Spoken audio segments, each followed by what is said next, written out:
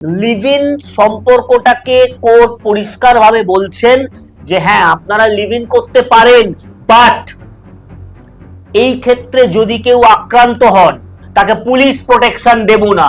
আমি এনার সাথে আছি, আবার এনাকে ভালো লাগলো না, আমি চলে যাব আরেকজনের কাছে। নো।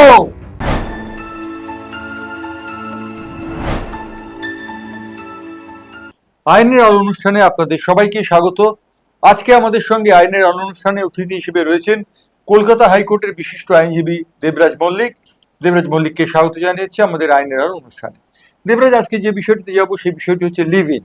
আমরা জানি যে লিভ ইন বিষয়টি একজন স্বামী স্ত্রী লিভ ইন করতে পারেন, তারা তো আইনগতভাবেই পারেন, কিন্তু লিভ ইন আমরা শুনতে পাচ্ছি যে ইদানিংকাল নাকি আইন হয়ে গিয়েছে যে প্রাপ্তবয়স্ক যে কোনো নারী পুরুষ লিভ ইন করতে পারেন, কোর্টের নাকি সেরকম একটা আদেশ আছে। প্রথম কথা বলে রাখি, লিভ ইন এই সম্পর্কটা যেটা আমরা দেখছি আজকের দিনে, সেটা এইভাবে বিষয়টা এসছে যে ব্যক্তি স্বাধীনতা, ইনি পুরুষ ইনি নারী, তাদের ব্যক্তি স্বাধীনতা আছে, তারা একসাথে বিবাহ বহির্ভূত সম্পর্কেতেও থাকতে পারেন। তারা সেই জায়গায় খুব খোলা কথা, কাঁচা কথায় আসছি, যৌন সম্পর্ক করতে পারেন। কিন্তু একাধিক হাইকোর্টের অর্ডারও রয়েছে যে if it is found that any couple or any wife living in adultery or in living relationship, then she is not entitled to get maintenance. Live in করা যেতেই পারে। বর্তমানের যে ধরনের প্রক্রিয়া চলছে, যে উচ্ছন্নে যাওয়া সমাজ তৈরি হয়েছে, সেই জায়গাতে দাঁড়িয়ে উচ্ছন্ন যাওয়া সমাজ শব্দটা আমি খুব দায়িত্ব সহকারে বললাম, সেইখানেতে সেটা না হয় করা যেতেই পারে, কিন্তু পরস্পরের প্রতি বিশ্বাস এই জায়গাটায় থাকা উচিত যে আমি যদি এনার সাথে লিভ ইন করি বা ইনি যদি আমার সাথে লিভ ইন করেন, তাহলে পরস্পর পরস্পরের প্রতি সেই বিশ্বাসটা থাকবে। আমি এনার সাথে আছি, আবার এনাকে ভালো লাগলো না, আমি চলে যাব আরেকজনের কাছে। No, no. তাহলে এটা খুব পরিষ্কার হয়ে যাচ্ছে, লিভ ইন সম্পর্কটাকে কোর্ট পরিষ্কারভাবে বলছেন যে হ্যাঁ আপনারা লিভ ইন করতে পারেন, বাট এই ক্ষেত্রে যদি কেউ আক্রান্ত হন তাকে পুলিশ প্রোটেকশন দেব না। কেন? আমাদের ভারতবর্ষ বেদ উপনিষদের দেশ, আমাদের ভারতবর্ষ ঈশ্বর, আল্লাহ, গড, বায়গুরু এই ধর্ম বিশ্বাসের দেশ। সেই জায়গায় দাঁড়িয়ে বিবাহকে মনে করা হয় পবিত্র বন্ধন। লিভ ইনে কে কার গলায় মালা দিচ্ছে, কে কাকে এত বিশ্বাস করছে, যদি বিশ্বাসের প্রশ্নটাই হয়, তাহলে আজকের দিনেতে সেই জায়গায় দাঁড়িয়ে বিবাহটাকে ব্যতি রেখে লিভ ইন কেন? এই প্রশ্নটা আমাদের রয়েছে যে আইন তাহলে কি লিভ ইন বিষয়টিকে প্রশ্রয় দিচ্ছে? কোথাও কি দেখে মনে হচ্ছে ভারতীয় ন্যায় সংহিতা নতুন যে হয়েছে ইন্ডিয়ান পেনাল কোডের বদলি, সেটা লিভ ইনকে সম্পর্কে বেশি প্রশ্রয় দিচ্ছে বিবাহ থেকে? হ্যাঁ, লিভ ইন শব্দটাকে আমরা যেভাবে আজকে এনে ফেলেছি যে হ্যাঁ একজন একজনের সাথে থাকতে পারে, কিন্তু এই সম্পর্কটা বৈবাহিক সম্পর্ক থেকে পার্থক্যর একটাই জায়গা, সেখানেতে সত্যি সত্যি বৈবাহিক বন্ধনটা থাকছে না। সেইখানেতে দাঁড়িয়ে আজকের দিনে যেটা আমরা দেখতাম যে স্বামী মারা গেলেন, তারপরে স্ত্রী তার সম্পত্তির অধিকারী হচ্ছেন, এখানে কিন্তু আমরা দেখতে পাচ্ছি যে হ্যাঁ এটাও হতে পারে। এই যে এটাও হতে পারে, তাহলে পার্থক্যটা কোন জায়গাতে? পার্থক্যটা থাকছে এইখানেতে যে আজকের দিনে স্ত্রী কিন্তু সেই স্বামীর মানে ওয়াইফ বা সহধর্মিনী শুধু এইটুকু সম্মান পাচ্ছেন না, যেটা কোনো মহিলার কাছে, কোনো নারীর কাছে বড় সম্মানের। আমি একটা প্রশ্ন করছি দেবরাজ, সেই প্রশ্নটি হচ্ছে যে লিভ ইন এবং বিবাহ, এই যে ব্যাপারটা, এই ব্যাপারটার মধ্যে কোথাও কি দেখে মনে হচ্ছে না যে একটা পারস্পরিক সীমারেখা টানার চেষ্টা হচ্ছে, যে সীমারেখাটার কোনো প্রয়োজন? অবশ্যই, অবশ্যই। আমি প্রথমেই বলেছিলাম, সমাজের যে বেলাগাম উচ্ছন্নে যাওয়া গতি, আমরা ছোট বয়সে দেখতাম বাসের পেছনে লেখা থাকতো বেপরোয়া গতি করে সকলের ক্ষতি। আজকে সেই জায়গায় আসছে, কিন্তু আইন তো সেটাকেই প্রশ্রয় দিচ্ছে। আইন প্রশ্রয় দিচ্ছে। অর্থাৎ ব্যাপারটা হয়ে যাচ্ছে, আজকের দিনে যে ধরনের মানুষজনকে আমরা সংসদে পাঠাচ্ছি, তারা তাদের, খুব দায়িত্ব নিয়ে শব্দটা ইউজ করছি, তারা তাদের না পাওয়া, না পূর্ণ হওয়া অনৈতিক ইচ্ছাকে আইনের মাধ্যমে সেটাকে নৈতিকতার দিকে আনছে। যেখানেতে জাস্টিস অবদমিত ইচ্ছাকে তারা আইনের অবশ্যই, যেখানেতে জাস্টিস PN ভগবতী বলেছিলেন যে আমি যদি মনে করি যে আমার ভীষণভাবে স্বাধীনতা রয়েছে, তাহলে সেটা অটোক্রেসি, অর্থাৎ স্বাধীনতারও কিছু সীমাবদ্ধতা থাকা চাই। আমরা ছোট বয়সে পড়তাম রঙ্গলাল বন্দ্যোপাধ্যায়ের কবিতায়, স্বাধীনতাহীনতায় কে বাঁচিতে চায়, কে বাঁচিতে চায়। স্বাধীনতাটা কি? স্ব-অধীনতা। অর্থাৎ আমি আর একজন মানুষের সাথে, আর একজন নারী হলে পুরুষের সাথে, আর একজন পুরুষ হলে নারীর সাথে সত্যি সত্যি কখন সেই বৈবাহিক সম্পর্ক বা স্বামী স্ত্রীর কনজুগাল রিলেশনেতে যাব, আর গেলে তার ফলশ্রুতিটা কি হবে, সেইটা যখন আমি বুঝবো, তখনই আমি স্বাধীন, স্ব-অধীন, যেখানে আমি আমাকে কন্ট্রোল করতে পারবো। লিভিনে যাওয়ার আগে খুব ভালো, তারপরেতেই আমরা এমনও জিনিস দেখেছি খুন করে ফেলে রেখে দিয়ে গেছে। তাহলে এই ধরনের সম্পর্ক থাকার থেকে না থাকা অনেক ভালো। তো বিবাহিত স্বামীও তো স্ত্রীকে খুন করছেন, এরকম ঘটনা কি ঘটছে না? হচ্ছে তো। আজকের দিনে এই লিভ ইন সম্পর্ককে ঘিরে পরিষ্কার ভাষায় বলছি, ব্যবসা হচ্ছে, ব্যবসা। কিছু মানুষ তারা মাফিয়াগিরি করে চালাচ্ছেন, কি পুরুষ কি নারী। অর্থাৎ তাদের বক্তব্য, তুমি আমার শরীর ছুঁয়েছ, অতএব এত লক্ষ টাকা দাও। কেন রে? তাহলে তুই শরীরটা ছুঁতে দিলি কেন? তাহলে সেই জায়গায় দাঁড়িয়ে একজন নারী, তিনি তার সতীত্বকে এইভাবে বিকিয়ে দিচ্ছেন, বলতে খুব খারাপ লাগছে। যেখানেতে স্বামীজি বলেছিলেন, ভুলিও না তোমার ভারত, তোমার নারী জাতিকে নারী জাতির আদর্শ সীতা সাবিত্রী দময়ন্তী, ভুলিও না তাহাদের সতীত্ব। না, আমার প্রশ্ন হচ্ছে যে ভারতীয় ন্যায় সংহিতা যে আইনটা প্রবর্তন করেছে, সেই আইন অনুযায়ী বিবাহ একদিকে এবং লিভ ইন আর একদিকে, কিন্তু সন্তান সন্ততি যখন হচ্ছে, বিবাহের ক্ষেত্রে যখন সন্তান সন্ততি হচ্ছে, তখন সে বৈধতা পাচ্ছে, কিন্তু লিভ ইনের ক্ষেত্রেও কি সেই বৈধতা পাচ্ছে সন্তান? হ্যাঁ, এটা ঘটনা। আমাদের হিন্দু বিবাহ আইনেও এই শব্দটা বলা রয়েছে, হিন্দু সাকসেশন আইনেও এই শব্দটা বলা রয়েছে যে যিনি মানে যে সন্তান জন্ম নিলেন, সেই সন্তানের তো দোষ নেই, সেই সন্তানের তো দোষ নেই। তাহলে সেই সন্তান, তিনি কেন যার থেকে জন্ম নিলেন, বা যিনি জন্মদাতা পিতা, তার সম্পত্তির অধিকার থেকে, বা তার যে সাধারণ জীবনের অধিকার, তার থেকে বঞ্চিত হবেন? অর্থাৎ সন্তানের কোনো দোষ নেই, আমি মানছি সেই কথাটা, কিন্তু যদি দেখা যায় যে সন্তান স্পেশাল চাইল্ড হয়, তাহলে সেক্ষেত্রে কি হবে? লিভ ইনের ক্ষেত্রেই বা কি হবে? এবং অবশ্যই সেখানে উচিত, অবশ্যই সেখানে উচিত, যারা সেই সময় লিভ ইনেতে আনন্দটা করলেন, কিছু মনে করবেন না, খুব মানে কাঁচা ভাষাতে বলতে বাধ্য হলাম, তাদের সকলেরই উচিত সেই সন্তানটিকে, সেই স্পেশাল চাইল্ডটিকে দেখা। আমাদের ভুলে যাওয়া উচিত নয় রবীন্দ্রনাথের আশীর্বাদ কবিতার প্রথম লাইন, ইহাদের করো আশীর্বাদ, ধরায় উঠেছে ফুটি, শুভ্র প্রাণগুলি এনেছে নন্দনের আস্বাদ। কবিপক্ষ চলছে, তো এটা না বলে পারলাম না। না, আমি একটা প্রশ্ন করছি, তাহলে লিভ ইন যদি হয় সেক্ষেত্রে দেখা যাচ্ছে আইনের বৈধতা রয়েছে এবং বিবাহের হুম, ক্ষেত্রেও আইনের বৈধতা রয়েছে। বিবাহটাকে রেজিস্ট্রি করতে হয়, আজকাল নিয়ম হয়ে গেছে নতুন হ্যাঁ রেজিস্ট্রি করা। অবশ্যই। লিভ ইনের ক্ষেত্রে সেরকম কোনো বাধ্যবাধকতা নেই।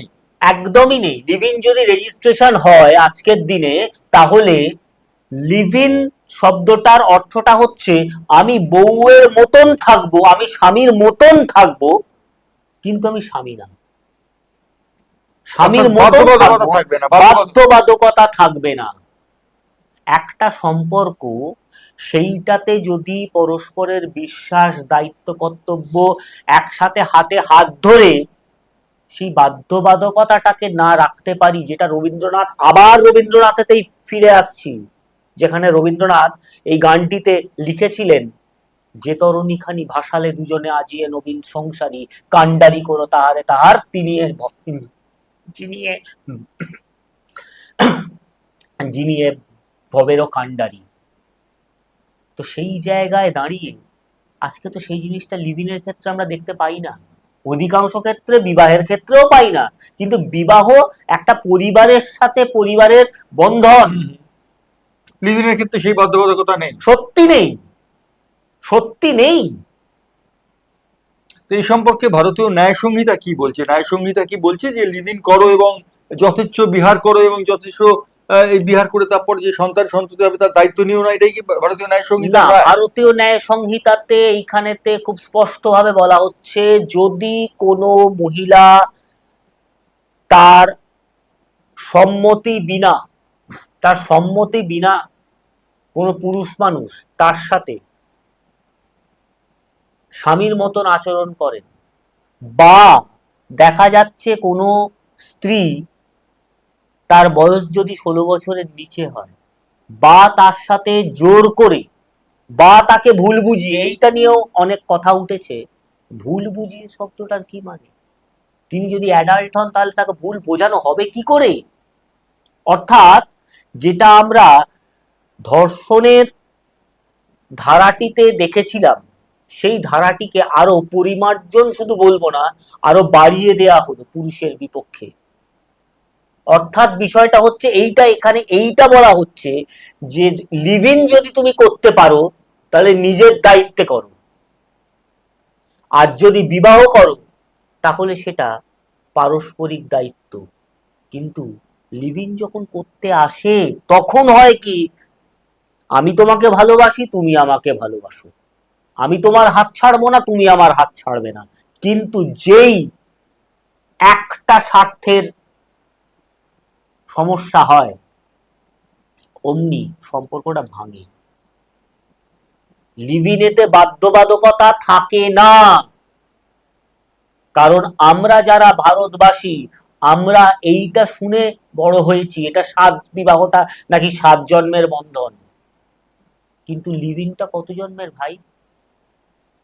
যার জন্য ভারতবর্ষের বিভিন্ন হাইকোর্ট এই লিভ ইন সম্বন্ধে কখনো বলছেন লিভ ইনকে আমরা প্রশ্রয় দিতে পারি না। এমনও কথা বলা হয়েছে যে কোনো বিবাহিত মহিলা, কোনো বিবাহিত পুরুষ, তিনি যদি লিভ ইনে থাকেন তাহলে আমরা তাকে কোনো সেফগার্ড দেব না। অর্থাৎ লিভ ইনকে যদি আজকে আমরা মনে করতাম যে হ্যাঁ খুব ভালো, তাহলে এই হাইকোর্ট গুলি, বিভিন্ন প্রভিন্সের বিভিন্ন হাইকোর্টগুলি এবং অধিকাংশ জজ সাহেবা তারা কিন্তু বয়স্ক মহিলা,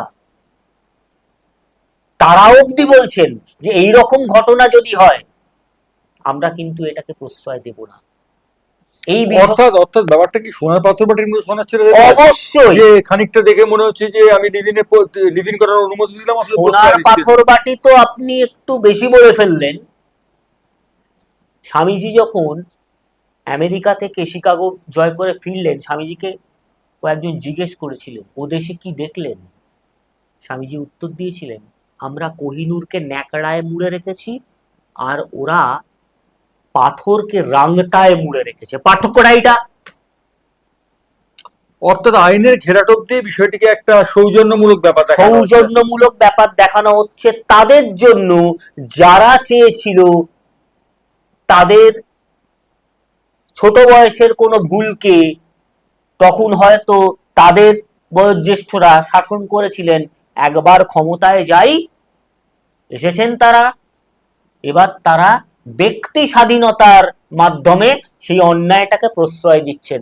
আমারও তো ব্যক্তি স্বাধীনতা রয়েছে, তো ব্যক্তি স্বাধীনতার ক্ষেত্রে, বাক স্বাধীনতার ক্ষেত্রে আমি যদি এই মুহূর্তে কয়েকজনকে খুব অশ্রাব্য ভাষায় কথা বলি, তাহলে সেটা তো কন্টেম্প্ট হবে।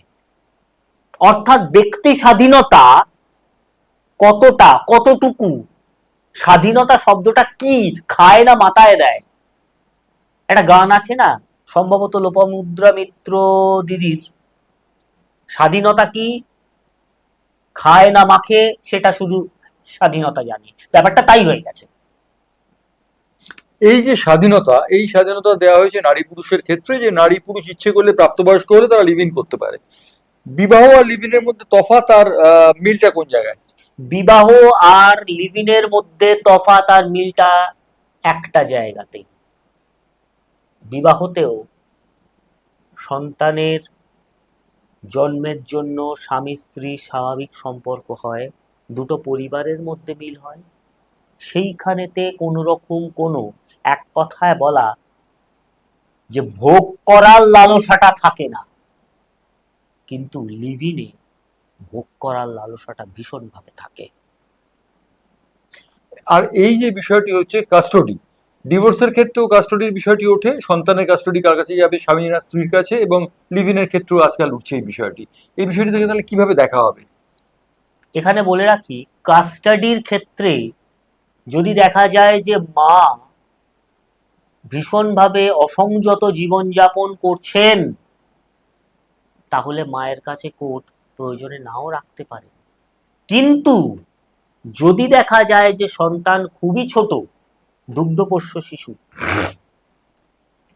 তখন কিন্তু অধিকাংশ ক্ষেত্রে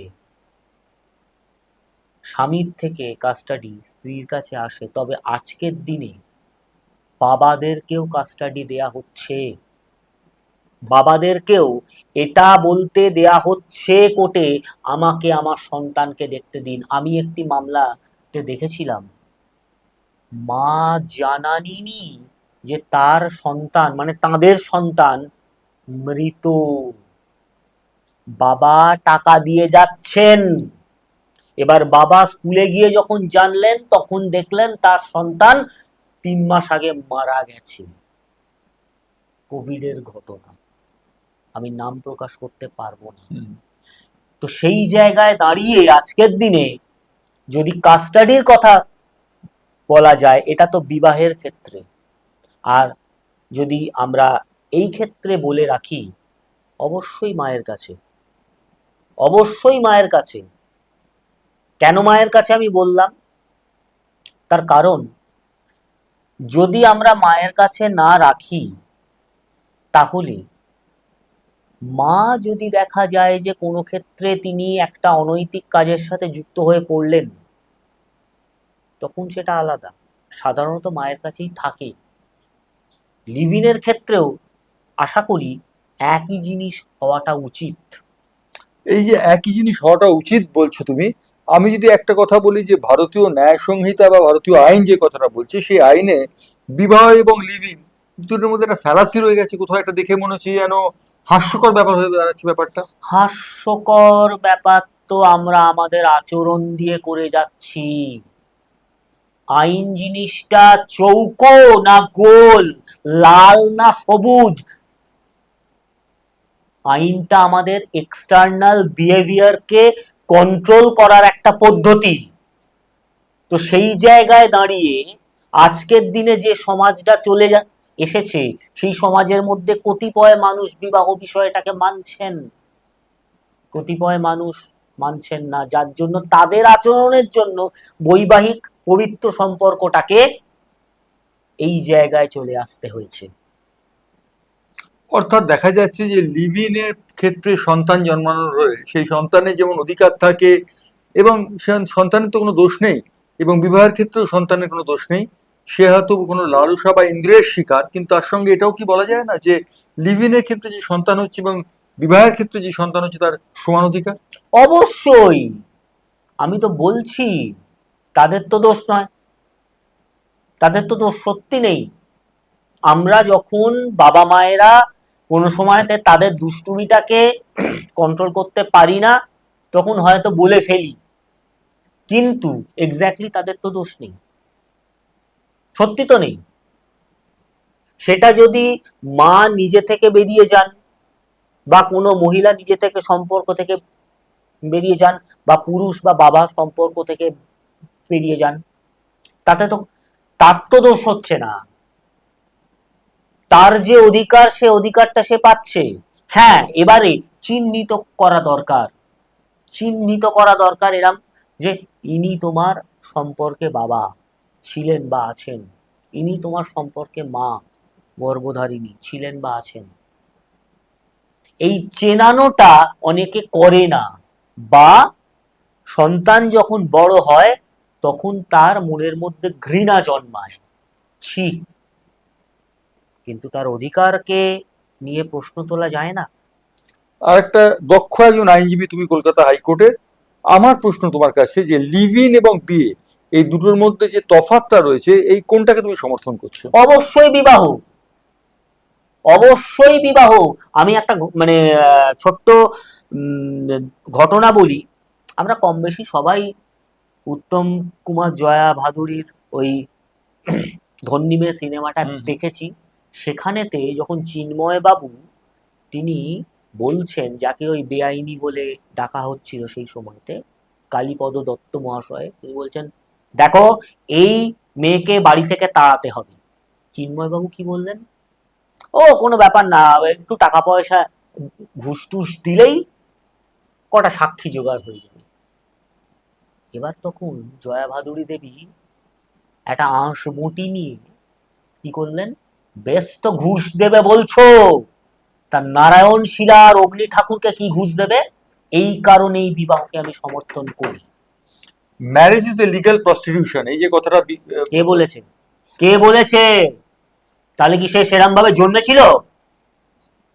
সরি, না, এই যে ব্যাপারটা লিভ ইনটার ক্ষেত্রে কি তাহলে বলা যেতে পারে লিগ্যাল প্রস্টিটিউশন? অবশ্যই, অবশ্যই, অবশ্যই। অর্থাৎ আমরা বুঝতে পারছি যে লিভ ইনের তুমি বিরোধী, কিন্তু প্রশ্ন হচ্ছে ভারতীয় ন্যায় সংহিতা তো বলছে লিভ ইনটা বাস্তবসম্মত। আচ্ছা, বেশ, তাহলে আপনার কাছে একটা প্রশ্ন। ভারতবর্ষে আজকের দিনে পুরুষের জন্য যেহেতু একটাও আইন নেই, তার মানে কি পুরুষ মানুষরা ভোট দেবেন না, ট্যাক্স দেবেন না?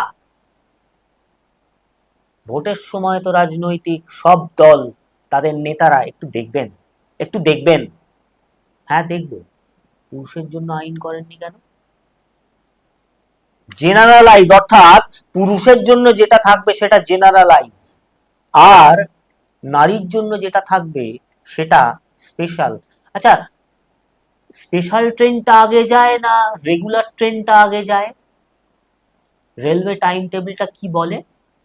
স্পেশাল ট্রেনটা আগে যায় না রেগুলার ট্রেনটা আগে যায়? রেগুলার ট্রেনটা আগে যায়। তাহলে তার মানে তুমি বলতে চাইছো রেগুলার ম্যারেজ সিস্টেম যেটা রয়েছে সেটাই বাঞ্ছনীয়, সেটাই কাম্য, এবং সেটা অবশ্যই। হওয়া উচিত ভারতবর্ষ ভারতবর্ষে। বেদ উপনিষদের দেশ, ভারতবর্ষ ধর্ম বিশ্বাসের দেশ। আমি বেদ উপনিষদ বলে শুধুমাত্র আমাদের সনাতন পন্থীদেরকে নিয়েই মাতামাতি করছি তা নয়। ভারতবর্ষ ধর্ম বিশ্বাসের দেশ।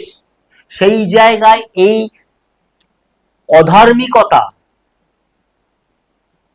সেটা যে যে ধর্মের ক্ষেত্রেই ধর্মাবলম্বী হন না কেন, নোংরাটা সব সময়তে নোংরা, পরিষ্কারটা সব সময়তে পরিষ্কার। ল মেকাররা যে আইনটা প্রবর্তন করেছেন সেই আইনটাকে তুমি চ্যালেঞ্জ করছো কার্যত দাঁড়িয়ে। অবশ্যই করছি। আমিও একজন ভোটদাতা, আমি একজন জন্মসূত্রে ভারতীয়, আমি একজন ভোটদাতা, আমিও ইনকাম ট্যাক্সের রিটার্ন ফাইল করি। অর্থাৎ আমরা আজকে আলোচনাতে বুঝতে পারলাম যে দেবরাজ মল্লিক কলকাতা হাইকোর্টের বিশিষ্ট আইনজীবী, তিনি বলছেন লিভ ইন সম্পর্ক যেটা হচ্ছে সেই লিভ ইন সম্পর্কে অনেক দ্বিধা এবং দ্বন্দ্ব রয়েছে, অর্থাৎ অনেক প্রশ্নচিহ্ন রয়েছে, যেটা বিবাহের ক্ষেত্রে নেই। আমরা দেবরাজ মল্লিককে ভবিষ্যতে আবার পাবো, আমরা এই আশা করে আজকের অনুষ্ঠান এখানে শেষ করছি। নমস্কার।